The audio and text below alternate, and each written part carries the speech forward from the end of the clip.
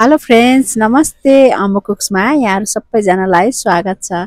आज चाहिँ मैले यो गाजर, मुला अनि हरियो खोर्सानीको अलिकति फरक तरिकाले अचार बनाएको छु। यसरी बनाउँदा तुरुन्त खान मिल्छ अनि अचार पनि एकदमै मिठो बन्छ साथीहरू। भिडियो अन्तिमसम्म हेरेर मन परे लाइक कमेन्ट गरिदिनुहोला अनि नयाँ साथीहरूले च्यानललाई सब्स्क्राइब गर्न नबिर्सिनुहोला। यो सबै गाजर, मुला र हरियो खोर्सानीलाई मैले राम्ररी धोएर पोछिसकेको थिएँ। पानी यसमा छैन। अनि अब चाहिँ यसलाई मैले ताछ्दैछु पातलो पातलो गरेर। मुलालाई पनि मैले पातलो गरेर ताछिसकेको छु। अब यो सबैको सानो सानो गरेर पिस गर्नुपर्ने हुन्छ। यसरी सिसामा भरेर राख्ने अचारलाई चाहिँ म प्राय पातलो पातलो गरेर अनि लामो लामो गरेर काट्ने गर्छु। आज पनि म त्यसरी नै काट्दैछु। यसरी काटेको चाहिँ हेर्दा पनि राम्रो देखिन्छ अनि खाना पनि सजिलो हुन्छ र मजा आउँछ। यस्तो काटे। अब यसलाई चाहिँ म यसरी पातलो पातलो हेर्नुहोस् त, चना चना यस्तो काट्ने। यत्रो यत्रो साइजमा काटेँ मैले, हेर्नुहोस् त। अब म यसलाई मिक्सिङ बलमा राख्छु यसमा अचार मिक्स गर्नको लागि। यसरी सबै मुलाहरू काटिसकेपछि गाजरलाई पनि म त्यसरी नै काट्नेछु। यो अचारमा चाहिँ मैले गाजर अलिक कम अनि मुला चाहिँ अलिक बढी राखेको छु। आफ्नो हिसाबले बराबरी पनि राख्न सक्नुहुन्छ साथीहरू।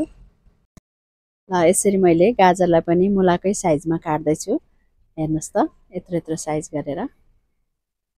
अब यो सबै गाजरहरू काटिसकेपछि मिक्सिङ बल अलिकति सानो भयो, म यसमा ट्रान्सफर गर्दैछु। यो गाजरलाई सबै यहाँ राखेँ र मुलालाई पनि यसैमा राख्छु।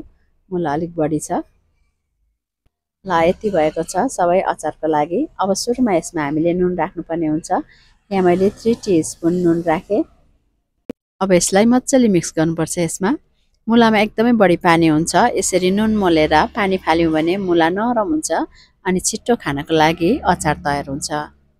ल यसरी मिक्स गरेपछि छोपेर यसलाई 10-15 मिनट राखिदिनुपर्छ।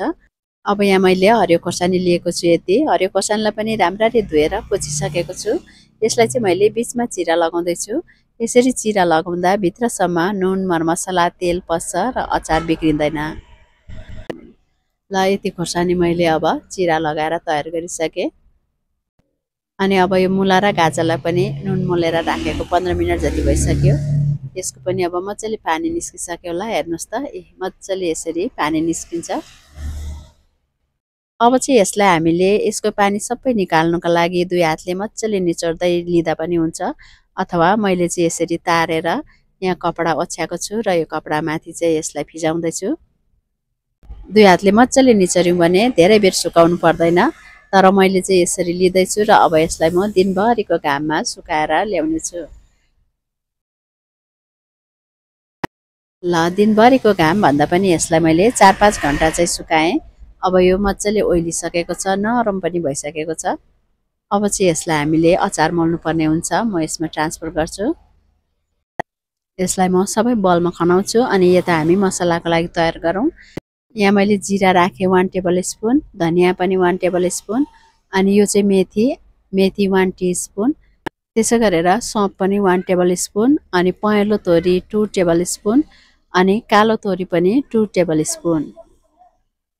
अनि यहाँ थोरै मरिचको दाना पनि राखेँ मैले। अब यो सबैलाई हल्का रोस्ट गर्नुपर्छ। यसलाई धेरै बेर भुट्नु हुँदैन।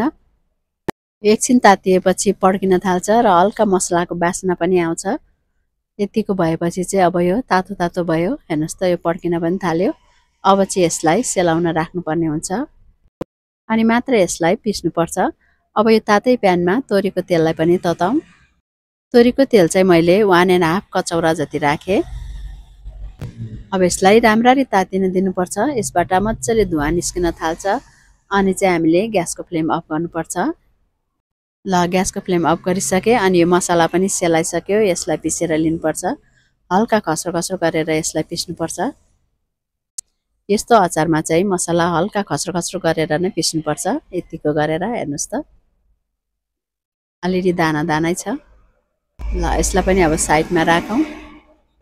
अब यो तेल पनि थोरै सेलायो। यति बेला चाहिँ हामीले यसमा मुङ्ग्रेलो राखिदिनुपर्छ 1/2 टीस्पुन, अनि ज्वानो पनि 1/2 टीस्पुन राखिदिनुपर्छ। त्यसै गरेर थोरै यो हिङ पाउडर पनि राखिदिनुपर्छ 1/2 टीस्पुन जति।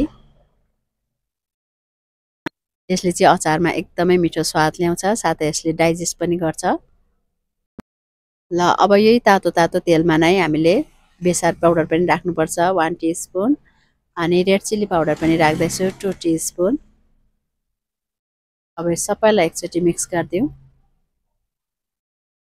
ल तेल अझै तातै छ, यही तातो तातो तेलमा नै हामीले यो मसलालाई पनि राखिदिनुपर्छ। अहिले पिसेर तयार गरेको यो सबै मसला मैले राखेँ, यसलाई पनि राम्ररी मिक्स गरिदिनुपर्छ। ल यो तेल अझै तातो तातै छ, अब यो खोर्सानीलाई पनि यसमा राखिदिने अनि यो तातो तेललाई माथिबाट राखिदिनुपर्छ यसरी। ल यो सबै तेल राखिसकेपछि अब चाहिँ यसलाई हामीले एकदमै मजाले मिक्स गर्नुपर्छ। सुक्खा चम्चाले हामीले यसरी मिक्स गर्नुपर्छ अनि अचार बनिसकेर हामीले जहिले युज गर्दाखेरि पनि सुक्खा चम्चा नै युज गर्नुपर्छ साथीहरू। अब स्वाद अनुसार नुन अनि आधा चम्चा बिरे नुन पनि राखिदिने अनि 1 टेबल स्पुन भिनेगर पनि राख्यौँ भने यो अझै लामो समयसम्म राखेर खान सक्छौँ। ल यति राखेपछि अब यसलाई फेरि एकचोटि मजाले मिक्स गरिदिनुपर्छ। अनि यस्तो अचार बनाएर जहिले पनि सिसाको बोतलमा नै भर्ने सल्लाह दिन्छु म। अनि अचार भर्न अगाडि एउटा कोइलालाई मजाले ग्यासमा बाल्ने अनि यो बलेको कोइलामा थोरै तोरीको तेल राखिदिने यसरी। अब यसबाट धुवा आउन थाल्छ अनि सिसाको बोतललाई यसरी घोप्टाएर राखिदिने 5-10 मिनटसम्म। यो अब मजाले धुवाले भरिन्छ बोतल, हेर्नुहोस् त। अब अचारलाई फटाफट यो धुवा भएको बोतलमा नै भर्नुपर्छ। यसो गर्नाले पनि अचार लामो समयसम्म बिग्रिँदैन। यसरी धुवा दिँदा तोरीको तेल पनि राखेर दिन सक्छौँ, घिउ राखेर अथवा हिङ राखेर पनि दिन सक्छौँ। अब यो अचारलाई भरेर दिनभरिको घाममा राख्ने अनि बेलुका चाहिँ भित्र राखेर 2 दिनसम्म यसो गर्यौँ भने यो अचार एकदमै मिठो बन्छ साथीहरू। अचारलाई भर्दा हामीले जहिले पनि तलतिरबाट यसरी खाँदै भर्नुपर्छ। यसरी बनाउँदाखेरि पनि अचार छिट्टो पनि बन्छ अनि हावा बसेन भने अचार बिग्रिँदैन। यस्तो साना टिप्सहरूलाई पनि ध्यानमा राखेर अचार बनायौँ भने अचार एकदमै मिठो बन्छ अनि अचार कहिले पनि बिग्रिँदैन साथीहरू। ल यहाँ मैले खाँदी अचार भरिसकेँ। अब अचार भरिसकेपछि यसको मुखमा बिर्कोमा यसरी लागेको तेल मसलाहरू चाहिँ मजाले पुछेर मात्र हामीले ढक्कनी लाउनुपर्छ। ल यो एउटा बोतल भरिसकेँ मैले अनि अरू 2वटा बोतल भरेको छु, त्यो चाहिँ मैले प्लास्टिककोमा भरेको छु। प्लास्टिकको बोतल चाहिँ मैले बाहिर पठाउनु पर्ने भएकोले यसमा भरेको। भिडियो मन परे एक लाइक कमेन्ट अवश्य गरिदिनु होला अनि आफ्ना साथीहरूलाई सेयर पनि गरिदिनु होला। नयाँ साथीहरूले च्यानललाई सब्स्क्राइब गर्न नबिर्सिनु होला। Thank you for watching.